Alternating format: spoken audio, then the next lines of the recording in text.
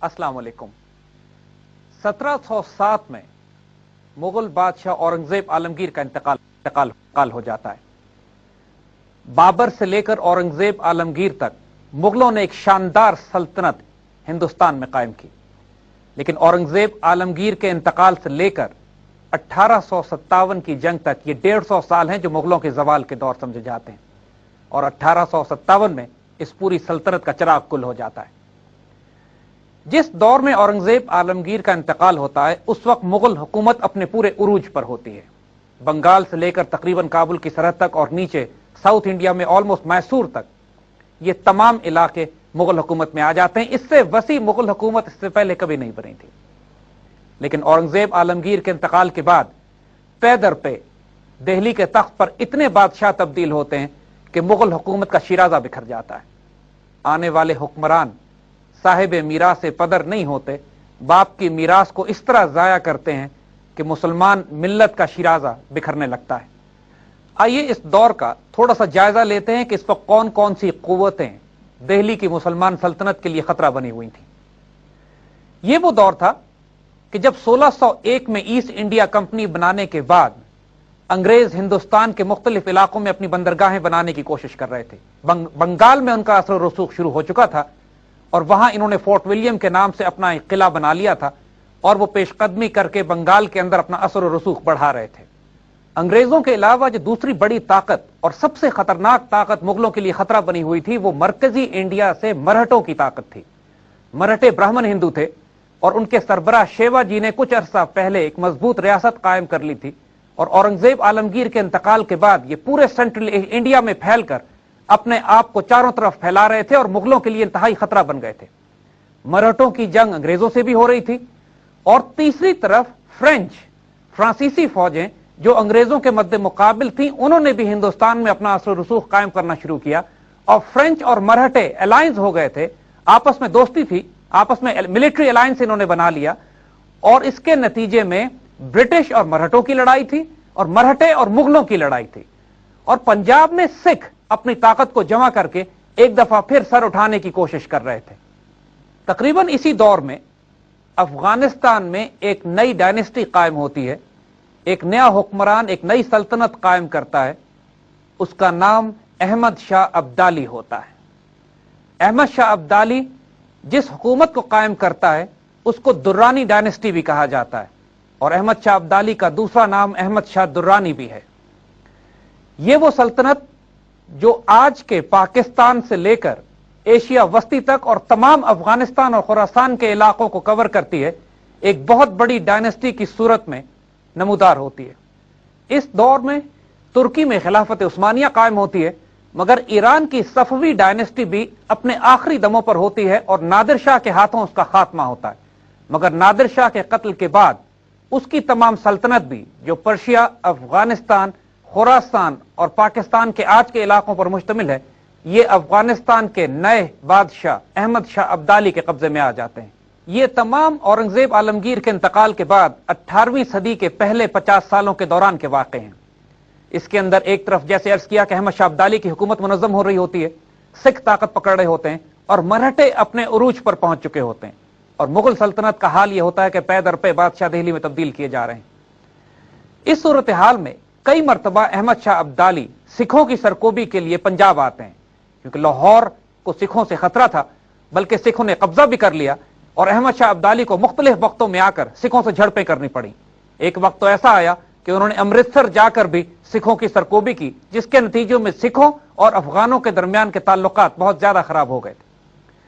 अहमद शाह अब्दाली को आज की जदीद तारीख में बहुत ज्यादा अहमियत इसलिए भी दी जाती है कि आज के जदीद अफगानिस्तान को कायम करने वाले अहमद शाह अब्दाली थे।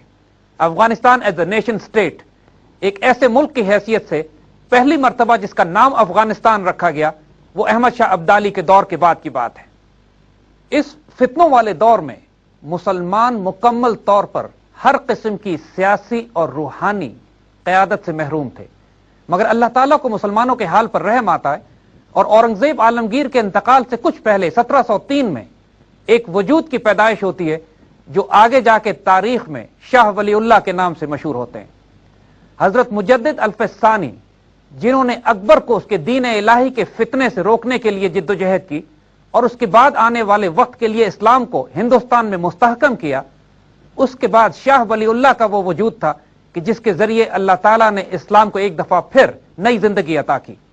अपने दौर के बल्कि आने वाले कई सौ साल के जीनियस, रिवाइवलिस्ट और आलिम, मुहद्दिस, मुफस्सिर और एक पॉलिटिकल और मिलिट्री स्ट्रेटेजिस्ट शाह वलीउल्लाह गैर मामूली रूहानी वजूद थे।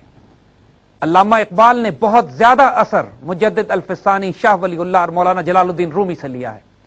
हिंदुस्तान ने हकीकी मानों में उस दौर में जो तीन रिवाइवलिस्ट पैदा किए हैं, मुफक्किर और दानिश्वर पैदा किए हैं और रूहानी वजूद जिन्होंने उम्मत की तकदीर बदल के रख दी, वो मुजद्दिद अल्फसानी, शाह वलीउल्लाह और अल्लामा इकबाल ने।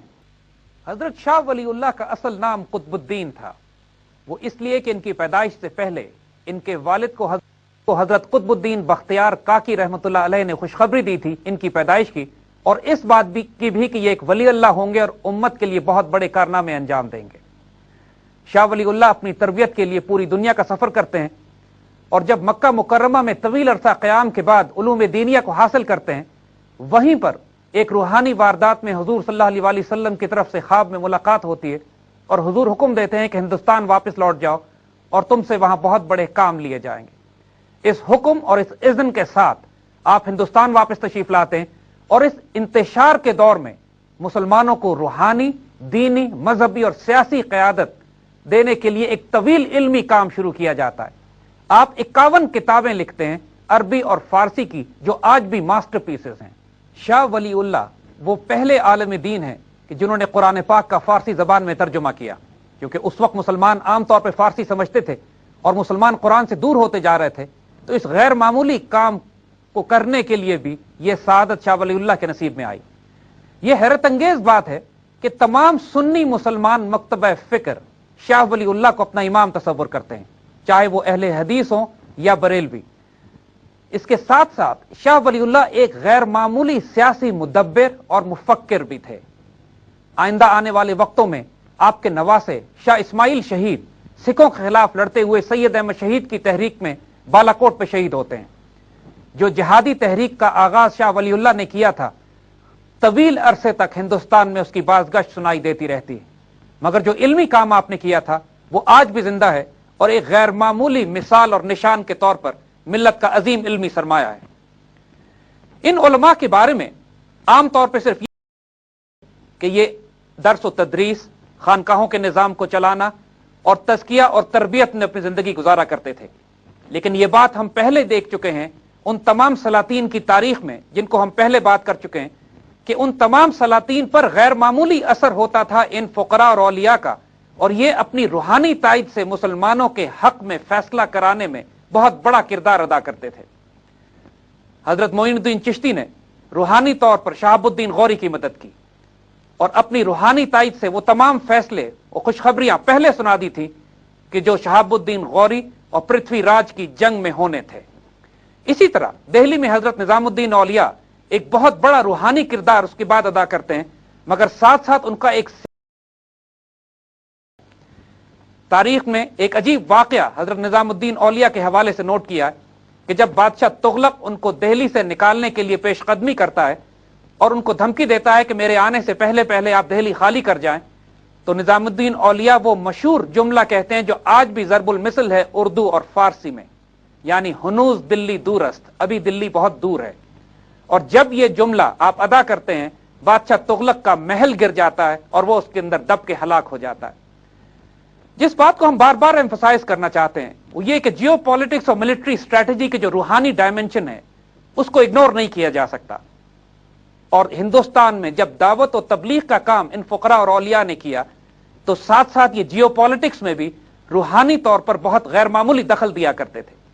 शाह वलीउल्लाह अपने वक्त के वो फकीर थे कि जिन्होंने उस वक्त की सियासत, मिलिट्री स्ट्रैटेजी और जियो पॉलिटिक्स को तब्दील करने के लिए जाहिरी तौर पर भी और रूहानी तौर पर भी गैर मामूली दखल दिया।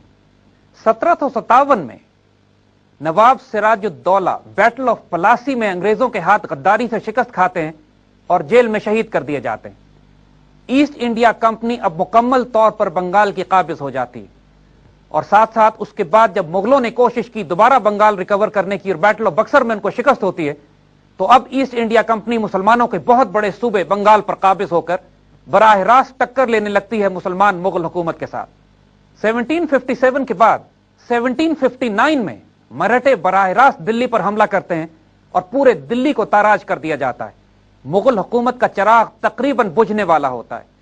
इस कदर आफतें उस वक्त मुसलमानों पर पड़ रही होती हैं कि अगर मुसलमानों को कोई मजबूत सियासी क़यादत और एक मजबूत तलवार उनकी हिफाजत न करती तो मुसलमानों की बेखकनी पूरे हिंदुस्तान से बहुत जल्दी हो जाती।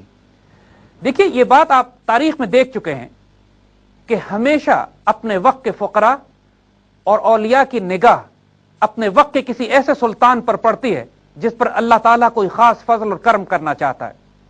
हमने नूरुद्दीन जंगी की मदीना कैंपेन में यह बात देखी थी कि हुजूर सल्लल्लाहु अलैहि वसल्लम ने तशरीफ ला के नूरुद्दीन जंगी का इंतखाब किया कि वो मदीना जाकर उन सलीबियों से हुजूर सल्लल्लाहु अलैहि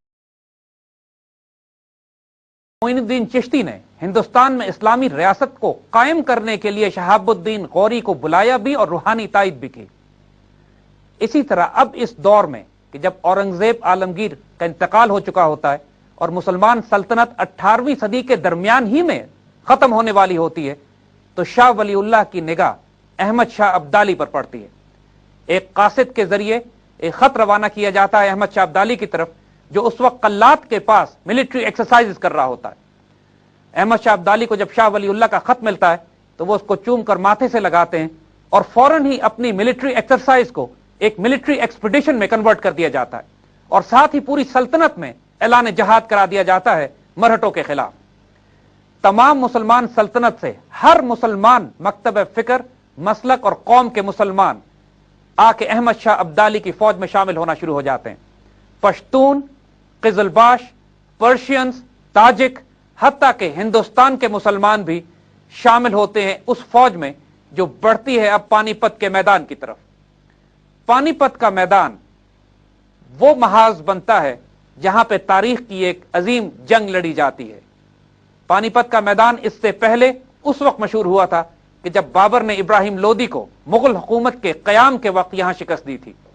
अब मुगल हुकूमत के जवाल के वक्त इसको बचाने के लिए अहमद शाह अब्दाली और मरहटों का मुकाबला इस मैदान में होने जाता है। 1761 में पानीपत की तीसरी लड़ाई लड़ी जाती है और यह बात नोट कीजिएगा कि यह लड़ाई एक मुसलमान फौज और मुकम्मल तौर पर दूसरी हिंदू फौज के दरमियान होती है।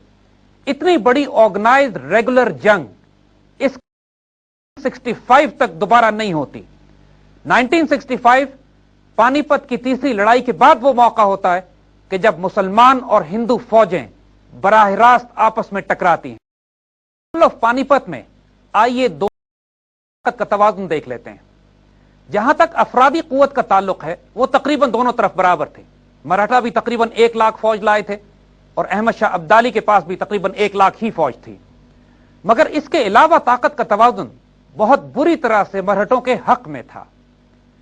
मरहटों के पास फ्रेंच डिजाइन की राइफल्ड तोपें थीं जो उससे पहले कभी हिंदुस्तान में इस्तेमाल नहीं की गई। दुनिया की जदीद तरीन टेक्नोलॉजी जो फ्रांसीसियों ने मरहटों को दी थी इस जंग में पहली दफा इस्तेमाल की जाती है। ये 200 से जायद ये तोपें सबसे ज्यादा खतरा थी अफगान फौज के लिए। अहमद शाह अब्दाली के पास 60 तोपें थीं जो स्मूथ बोर थीं, लेकिन वो छोटी थीं और उनकी रेंज भी कम थी। अगर आज आप उनमें से एक तोप को देखना चाहते हैं तो लाहौर म्यूजियम के सामने जो जमजमा तोप माल रोड पर खड़ी हुई है, ये उन तोपों में से एक तोप है कि जो अहमद शाह अब्दाली ने पानीपत की तीसरी लड़ाई में मरहटों के खिलाफ इस्तेमाल की थी।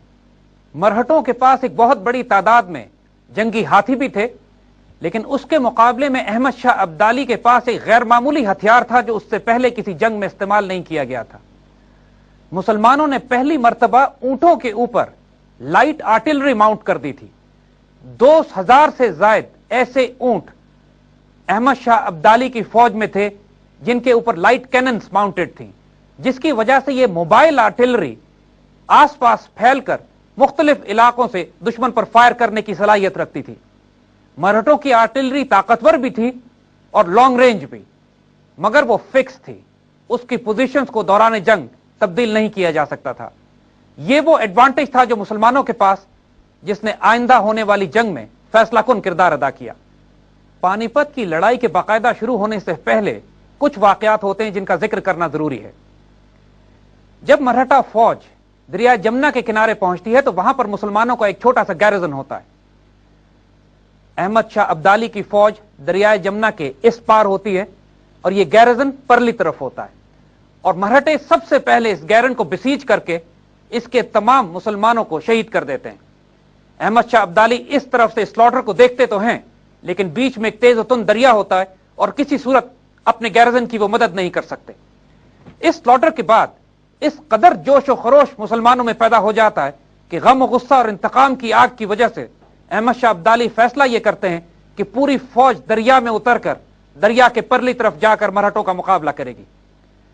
وہ اپنا ایک تیر نکالتے ہیں، اس پہ قرآن پاک کی کچھ آیتیں پڑھ کر دم کرتے ہیں اور اس تیر کو دریا میں فائر کر دیتے ہیں۔ دریا میں اتر جاتی ہے۔ مرہٹے یہ بالکل توقع نہیں کر رہے تھے کہ مسلمان اس حالت میں دریا پار کر کے ان کے اس کیمپ کے قریب آ جائیں گے کہ جو انہوں نے مسلمانوں کے گیرزن کو ختم کرنے کے بعد اپنی پوری فوج کے ساتھ لگایا تھا۔ دریا پار کرتے ہی مسلمان فوج کا تصادم مرہٹوں کے ہراول دستے سے ہوتا ہے اور اس کو بری طرح کچل کر پیچھے دھکیل دیا جاتا ہے۔ اس کے ساتھ ہی میرٹھ کے قریب ایک اور ڈٹیچمنٹ جو تقریباً 10,000 مرہٹوں پہ مشتمل ہوتی ہے وہ مسلمان فوج کے نرغے میں آتی ہے اور اس کو پوری طرح کاٹ دیا جاتا ہے۔ اسی دوران تقریباً 2,000 کا ایک لشکر کہ جو سپاہیوں کی تنخواہیں اور رسد لے کر جا رہا ہوتا ہے اس کو بھی انٹرسپٹ کر کے سپلائی لائن کاٹ دی جاتی ہے۔ کیفیت اب یہ ہو جاتی ہے کہ مسلمان فوج بیٹل آف پانی پت کے باقاعدہ شروع ہونے سے پہلے ہی مرہٹے بہت بری طرح نقصان اٹھا چکے ہوتے ہیں۔ ان کی سپلائی لائن کاٹی جا چکی ہوتی ہے، ان کی تنخواہیں مسلمان لوٹ چکے ہوتے ہیں، ان کی ڈٹیچمنٹس جو ان کو ملنے کے لیے آ رہی ہوتی ہیں وہ کاٹ کے الگ کر دی جاتی ہیں، اور سب سے بڑھ کر ان کے اور دہلی کے درمیان مسلمان فوج آ جاتی ہے۔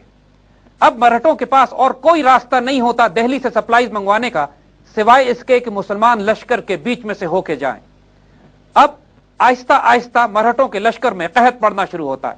یہ جنگ، یہ سٹیل میٹ تقریباً 1.5-2 مہینے جاری رہتی ہے، اور فرسٹریشن کا یہ عالم ہوتا ہے کہ مرہٹوں کے لشکر میں اختلافات پھیل جاتے ہیں۔ جو مرسنری آرمی کرائے کے فوجی وہ لے کر آتے ہیں وہ تنخواہیں نہ ملنے کی وجہ سے بدکتے ہیں، اور اب حال یہ ہو جاتا ہے کہ ڈیسپریشن میں مرہٹا کمانڈر ہولکر یہ فیصلہ کرتا ہے کہ اگر اب جنگ نہ کی گئی تو فوج شاید بغاوت کی وجہ سے ڈس انٹیگریٹ ہو جائے گی۔ 1700 مرہٹے اپنا آخری کھانا لشکر میں کھاتے ہیں اور اس کے بعد صف آرا ہو کر مسلمانوں کے سامنے دونوں فوجیں جمع ہو جاتی ہیں۔ محاذ 12 میل لمبا ہوتا ہے اور دونوں فوجیں تیار۔ آئیے اب بیٹل فیلڈ کی فارمیشنز بھی دیکھ لیں۔ مرہٹوں نے اپنی فوج کو اس طرح آرگنائز کیا تھا کہ انہوں نے اپنی آرٹلری مرکز میں رکھی تھی، ایک مضبوط رائٹ فلینک اور اس کے ساتھ دوسرا لیفٹ، اور باقی ان کی کیولری اور انفینٹری اپنی آرٹلری کی حفاظت کے لیے اس کے ساتھ کھڑی تھی۔ اسی طرح مسلمانوں نے بھی اپنی آرٹلری بیچ میں، ایک مضبوط سینٹر اور رائٹ اور لیفٹ فلینک، لیکن آرٹلری کے پیچھے مسلمانوں کے شتر سوار دستے ریزرو میں، یعنی ان کی جو کیمل ماؤنٹڈ آرٹلری تھی وہ ریزرو میں ایک طرف، اور 15,000 کی ہارڈ کور کریک ٹروپس کہ جو بذات خود سلطان کی کمانڈ میں تھے وہ آرٹلری گنز کے پیچھے سلطان کے ساتھ کھڑے ہوئے تھے۔ اس فارمیشنز پر جنگ کا آغاز ہوتا ہے۔ پہلا چارج مرہٹوں کا لیفٹ فلینک کرتا ہے، مسلمانوں کا رائٹ فلینک آگے بڑھ کر ان سے میدان جنگ کے بیچ میں ٹکراتا ہے۔ دونوں فوجوں کے درمیان تقریباً 2 کلومیٹر کا فاصلہ ہوتا ہے۔ دو فلینکس آپس میں ٹکراتے ہیں، لیکن مرہٹے ایک چال کے طور پر یا مار کھا کر جب پیچھے ہٹتے ہیں، اپنے کیمپ میں واپس آتے ہیں، تو مسلمان کیولری میدان جنگ کے بیچ میں کھڑی رہ جاتی ہے، اور اس وقت مرہٹا آرٹلری ان پر فائر کرتی ہے۔ مسلمان لٹرلی پوائنٹ بلینک رینج پر ان فرینچ گنز کے سامنے ہوتے ہیں اور بہت بری طرح کیجولٹیز ہوتی ہیں۔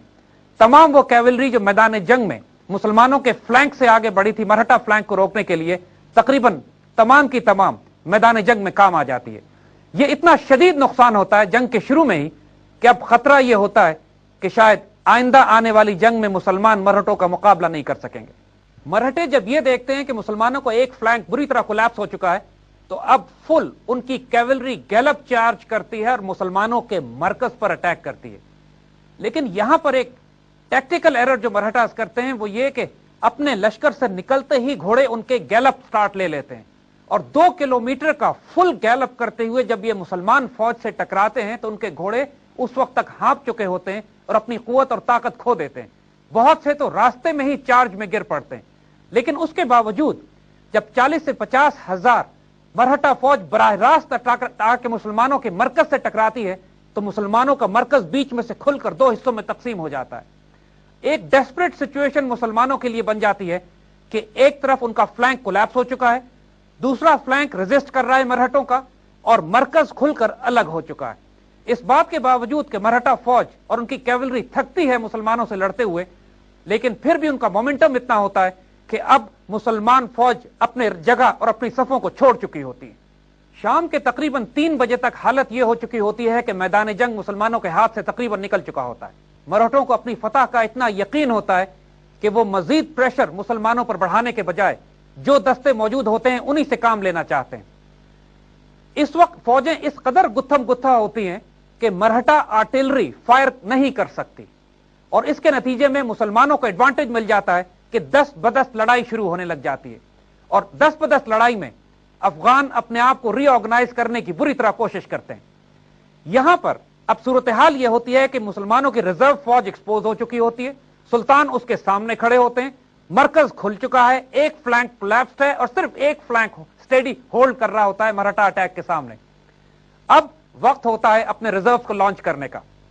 अहमद शाह अब्दाली अपने 15,000 हार्डकोर फाइटर रिजर्व से, जो आर्मर प्लेटेड होता है, यानी घोड़ों के ऊपर चमड़े, मजबूत चमड़े डले होते हैं जिन पे लोहे की कीलें डली होती हैं ताकि इन पे तीरों और तलवारों का असर ना हो, इस कैफियत में 5,000 कैवलरी अपने राइट फ्लैंक को सपोर्ट करने के लिए भेजे जाते हैं जो कि कोलैप्स हो चुका होता है, और साथ अपने तमाम कैमल माउंटेड आर्टिलरी को हुक्म दिया जाता है कि वो आगे बढ़े और इस सफों के बीच में खड़े होकर मराठा फौज पर फायर शुरू करे।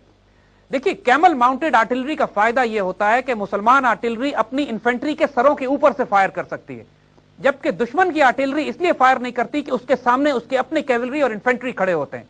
दुश्मन की आर्टिलरी बंद हो जाती है, मुसलमान फायर करना शुरू करती है उस कैवलरी पे जो पीछे से आना शुरू होती है मराठा लश्कर से मुसलमानों के फ्लैंक्स को इंगेज करने के लिए। साथ ही अहमद शाह अब्दाली अपने 10,000 क्रैक ट्रूप्स को, जो कैवलरी माउंटेड होते हैं, उनको हुक्म देते हैं कि वो जो मुसलमानों का मरकज खुल गया है और बीच में मरहटे आ गए हैं, इसको हटाकर मुसलमानों के मरकज को दोबारा बंद कर दिया जाए। 10,000 ट्रूप्स पूरे गैलप करके हमला करते हैं और इतना शदीद दबाव डालते हैं मरहटों पे कि मरहटे पीछे हटा दिए जाते हैं और एक दफा फिर मुसलमानों का मरकज क्लोज हो जाता है।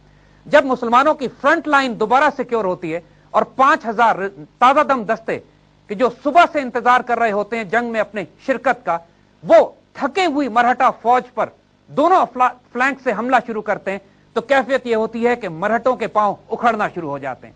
इस बात के बावजूद कि उनको इनिशियली टैक्टिकल एडवांटेज होता है, 15,000 ताजा दम फौजों के आने की वजह से जंग का पासा अब मुकम्मल तौर पर मुसलमानों के हक में पलटने लगता है, और साथ साथ कैमल माउंटेड आर्टिलरी उनकी कैवलरी को इस तरह इंगेज करती है कि अब मरहटा कैवलरी भी अपनी फंसी हुई इन्फेंट्री की मदद नहीं कर सकती।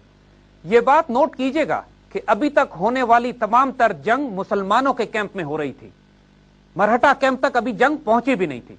लेकिन मरहटों ने जो हिमाकत की थी वो ये कि उनको अपनी फतह का इतना यकीन था कि उन्होंने कोई रिजर्व नहीं रखे थे। तमाम दस्ते वो बहुत पहले ही मुसलमानों के कैंप पर भेज चुके थे और तमाम मरहटा फौज या थक चुकी थी या काटी जा चुकी थी। मजबूरन उनके कमांडर इन चीफ के पास और कोई ऑप्शन नहीं था कि अपने छोटे से बॉडीगार्ड दस्ते के साथ हाथी से उतरकर घोड़े पर बैठे और बजाते खुद मैदान जंग में आए उसकी कमांड करने के लिए। जो बड़े बड़े मरहटा कमांडर्स थे जंग में मारे जा चुके थे और अब कमांडर इन चीफ को खुद उतर कर आना पड़ा, और जब हाथी के ऊपर कमांडर इन चीफ को न देखा गया तो मरहटा फौज में खुद पैनिक फैल गया। वो ये समझे कि शायद कमांडर इन चीफ फरार हो गया। साथ एक और कयामत उन पर यह टूट पड़ी कि चंद 100 अफगान कैदी भी मराठा कैंप में मौजूद थे जो कि उनकी आर्टिलरी के पीछे कैद करके रखे गए थे। जब यह पैनिक और कंफ्यूजन और हथियार उठाकर पुश से मराठा फौज पर हमला शुरू कर दिया। हालांकि उनकी तादाद सिर्फ चंद 100 थी, लेकिन उस पैनिक और कंफ्यूजन में मराठे ये समझे कि शायद कोई बहुत बड़ी तादाद ने उनके ऊपर पुश से हमला कर दिया। फौजी इस्तिलाह में इट वॉज अ कंप्लीट राउट, मुकम्मल तौर पर शिकस्त और तबाही और रिट्रीट में मराठा फौज चली जाती है। लुत्फ की बात यह है कि उनका सेंटर, उनका मरकज और आर्टिलरी गन्स अभी तक अपनी जगह पर इंटैक्ट होती हैं। उनके फ्लैंक्स तबाह होते हैं और फ्लैंक्स जो कि रिजर्व भी उन्हीं में थे, जब वो रिट्रीट करते हैं तो आर्टिलरी गन्स अपनी जगह पर खड़ी मुसलमानों के हाथ में आ जाती हैं। जब दुश्मन की बैटरी पोजीशंस, गन एरिया मुसलमानों के कब्जे में आ जाता है तो यह वो वक्त होता है कि जब मुकम्मल तौर पर मरहटा फौज कुचल दी जाती है। सिर्फ 15,000 फौज जान बचाकर भागने में कामयाब होती है और ग्वालियर के किले में पनाह लेती है। शिवाजी जो मरहटों के सरबराह थे, वो रास्ते में होते हैं कुमक लेकर जब उनको अपनी फौज की तबाही की इत्तला मिलती है। वो इस कदर शौक में चला जाता है कि कुछ अरसे बाद दुख से उसका इंतकाल हो जाता है। अहमद शाह अब्दाली अपनी कैवलरी को हुक्म देते हैं कि पूरे इलाके में फैल जाएं और तमाम भागते हुए मरहटों को या गिरफ्तार कर लिया जाए या कत्ल कर दिया जाए। इस कदर मुकम्मल स्लॉटर होता है कि तकरीबन 70,000 से ज्यादा मरहटा, उनकी तमाम एलीट कोर, उनके तमाम कमांडर्स और उनकी तमाम प्राइड यानी उनकी फ्रेंच डिजाइन आर्टिलरी गन्स मुसलमानों के हाथ लग जाते हैं। इस कदर माल गनीमत मुसलमानों को मिलता है कि इससे अंदाजा कीजिए कि सिर्फ 50,000 घोड़े होते हैं, 500 हाथी और 1500 ऊंट और 22,000 से ज्यादा कैदी मुसलमान गिरफ्तार करते हैं। इस कदर मुकम्मल तबाही के बाद मरहटों के वो तमाम ख्वाब कि जो वो काबुल और कंधार तक अपनी हुकूमत को फैलाना चाहते हैं, चकनाचूर हो जाते हैं। वक्ती तौर पर मुसलमानों को मरहटों के फितने और फसाद से निजात मिल जाती है। अहमद शाह अब्दाली आगे बढ़कर दिल्ली में दाखिल होते हैं और दोबारा एक मुगल बादशाह शाह आलम को तख्त पर बिठाते हैं। साथ ही शाह वलीउल्लाह की खिदमत में हाजिरी देकर अपनी ड्यूटी पर रिपोर्ट करते हैं, जिसको जॉब वेल डन कहा जाता है। दिल्ली पर शाह आलम को बिठाने के बाद अहमद शाह अब्दाली शाह वलीउल्लाह की खिदमत में हाजिर होते हैं और उनकी दुआएं लेते हैं। शाह वलीउल्लाह इसके बाद सिर्फ 1 साल और जिंदा रहते हैं और 1762 में आपका इंतकाल हो जाता है। जो मिशन और जो ड्यूटी शाह वलीउल्लाह ने अहमद शाह अब्दाली को दी थी, वो उस मुजाहिद ने, इस गाजी ने बहुत मोहब्बत, प्यार और एफिशिएंसी से अंजाम दी। दिल्ली पर मुगल बादशाह को बिठाने के बाद जब इंतजामी उमूर से अब्दाली फारिग होते हैं तो उस कासिद को तलब करते हैं जो शाह वलीउल्लाह का खत लेकर इनके पास कल्लात पहुंचा था। मालूम यह होता है कि मरहटों ने उस कासिद को गिरफ्तार करके शहीद कर दिया होता है। अब्दाली को बहुत दुख होता है, उसके बीवी और बच्चों को बुलाते हैं, उन पर शफकत का हाथ रखते हैं और उनकी किफालत का इंतजाम किया जाता है। तमाम मुसलमान उलमा उस वक्त दरखास्त करते हैं अब्दाली से कि आप खुद दिल्ली को अपनी सल्तनत में शामिल कर लीजिए, क्योंकि यह अंदेशा अपनी जगह कायम होता है कि मुगल हुकूमत आइंदा आने वाले खतरात का मुकाबला नहीं कर सकेगी। मगर अहमद शाह अब्दाली सिर्फ एक ड्यूटी को पूरा करने के लिए और मुसलमानों को मरहटों के शर से बचाने के लिए हिंदुस्तान आते हैं। उनका कोई मकसद नहीं होता कि हिंदुस्तान की रियासत पर मुगलों को माजूल करके कब्जा कर लिया जाए। आप अपने कैदियों और अल्लाह की तरफ से दी हुई गनीमत को लेकर दोबारा अफगानिस्तान लौट जाते हैं। अहमद शाह अब्दाली तारीखी तौर पर इसलिए भी बहुत अहम है कि ये वो आखिरी अफगान हुक्मरान होते हैं जो अफगानिस्तान से हिंदुस्तान पर हमला करते हैं।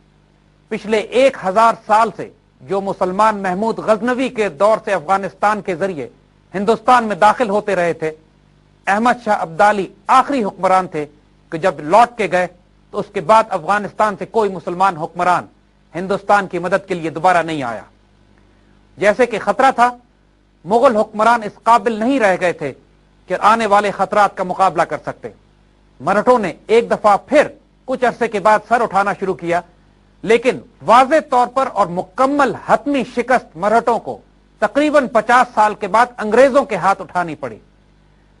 दूसरी तरफ मुगल हुकूमत का जवाल जारी रहा और आहिस्ता आहिस्ता 1857 में बहादुर शाह जफर की आखिरी हुकूमत के खात्मे के चिराग मुकम्मल तौर पर गुल कर दिया जाता है। अहमद शाह अब्दाली के लौट जाने, मराठों की ताकत के टूट जाने और मुगल हुकूमत के कमजोर होने की वजह से सिखों को मौका मिलता है कि अपने आप को रीऑर्गेनाइज करें और पंजाब के बहुत बड़े इलाके पर वो दोबारा कब्जा कर लेते हैं, हत्ता के फैलते फैलते पेशावर तक जा पहुंचते हैं। 1849 में बिल आखिर सिखों को अंग्रेजों से शिकस्त होती है और इस पूरे इलाके पर अंग्रेजों का तसल्लुत हो जाता है। पानीपत की लड़ाई के बाद कोई ऐसी ताकत हिंदुस्तान में मौजूद नहीं रहती जो अंग्रेजों की राह में रुकावट बन सके। अंग्रेज बहुत ज्यादा फायदा उठाते हैं उस तमाम कमजोरी का کہ جو ہندوستان کے مختلف راجے مہاراجے اور قوتیں آپس میں ٹکرانے کی وجہ سے انگریزوں کو راستہ دے رہی ہوتی ہیں۔ بنگال وہ پہلے ہی لے چکے ہوتے ہیں اور اب سازش اور غداری کا رخ دوسرے علاقوں کی طرف پھیر دیا جاتا ہے، جس میں سب سے زیادہ ٹارگٹ احمد شاہ ابدالی کی پانی پت کی تیسری لڑائی اس لیے بھی بہت زیادہ اہم ہے کہ مسلمان تہذیب اور تمدن میں یہ وہ آخری کیمپین ہوتی ہے جس میں مسلمان اپنی سرحدوں سے باہر نکل کر ایک ایگریسو کیمپین کرتے ہیں۔ اس کے بعد ہندوستان میں لڑی جانے والی تمام جنگیں مسلمانوں کی طرف سے ڈیفینسو وارز ہوتی ہیں یا وارز آف ریزسٹنس ہوتی ہیں۔ انگریزوں کے پھیلنے کی وجہ سے، مغلوں کے زوال کی وجہ سے اور تمام مسلمان چھوٹی چھوٹی ریاستوں جیسے حیدرآباد جیسے انگریزوں کو یہ بہت آسانی ہو جاتی ہے کہ ایک ایک کر کے مسلمان مزاحمتی تحریکوں کو کچلنے لگے۔ سکھوں کے خلاف سید احمد شہید کی تحریک کچھ عرصے بعد پیدا ہوتی ہے اور 1831 میں بالاکوٹ کی لڑائی میں اس تحریک کو بھی کچل دیا جاتا ہے۔ لیکن اس سے پہلے بنگال کی فتح کے بعد انگریزوں کو جس شیر کا سامنا کرنا پڑتا ہے، جو حتمی طور پر ایک آہنی دیوار بن کر کھڑا ہوتا ہے انگریزوں کے مقاصد کے سامنے، وہ شیر میسور سلطان فتح علی ٹیپو ہوتے ہیں۔ انشاءاللہ آئندہ ٹیپو سلطان کی ہیروئک تاریخ پر بات کریں گے۔